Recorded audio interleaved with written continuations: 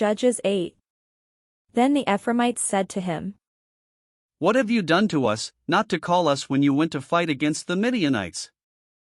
And they upbraided him violently. So he said to them, "What have I done now in comparison with you? Is not the gleaning of the grapes of Ephraim better than the vintage of Abiezer? God has given into your hands the captains of Midian, Oreb and Zeb. What have I been able to do in comparison with you?" When he said this, their anger against him subsided. Then Gideon came to the Jordan and crossed over, he and the 300 who were with him, exhausted and famished. So he said to the people of Succos, "Please give some loaves of bread to my followers, for they are exhausted, and I am pursuing Zebah and Zalmunna, the kings of Midian." But the officials of Succos said, "Do you already have in your possession the hands of Zebah and Zalmunna, that we should give bread to your army?" Gideon replied, "Well then, when the Lord has given Zebah and Zalmunna into my hand, I will trample your flesh on the thorns of the wilderness and on briars." From there he went up to Penuel, and made the same request of them, and the people of Penuel answered him as the people of Succos had answered. So he said to the people of Penuel, "When I come back victorious, I will break down this tower." Now Zebah and Zalmunna were in Karkor with their army, about 15,000 men, all who were left of all the army of the people of the east, for 120,000 men bearing arms had fallen. So Gideon went up by the caravan route east of Nobah and Jogbehah, and attacked the army, for the army was off its guard. Zebah and Zalmunna fled, and he pursued them and took the 2 kings of Midian, Zebah and Zalmunna, and threw all the army into a panic. When Gideon son of Joash returned from the battle by the ascent of Heres, he caught a young man, one of the people of Succos, and questioned him, and he listed for him the officials and elders of Succos, 77 people. Then he came to the people of Succos, and said, "Here are Zebah and Zalmunna, about whom you taunted me, saying, 'Do you already have in your possession the hands of Zebah and Zalmunna, that we should give bread to your troops who are exhausted?'" So he took the elders of the city, and he took thorns of the wilderness and briars, and with them he trampled the people of Succos. He also broke down the tower of Penuel, and killed the men of the city.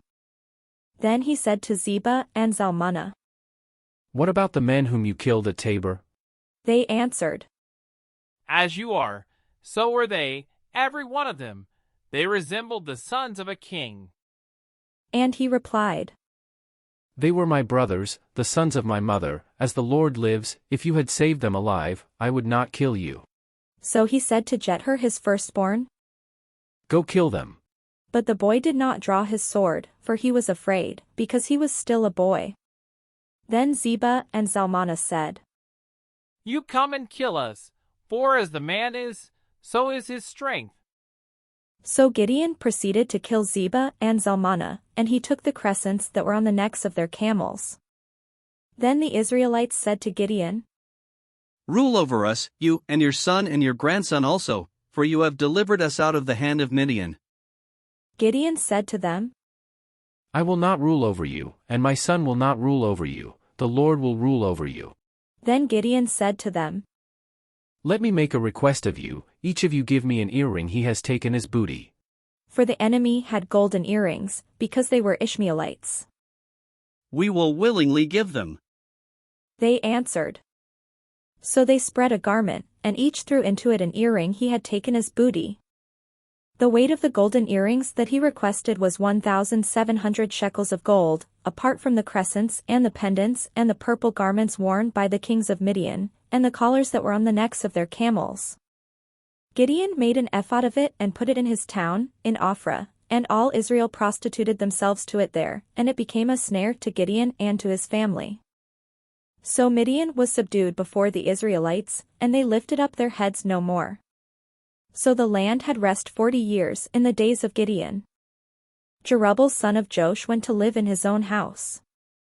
Now Gideon had 70 sons, his own offspring, for he had many wives.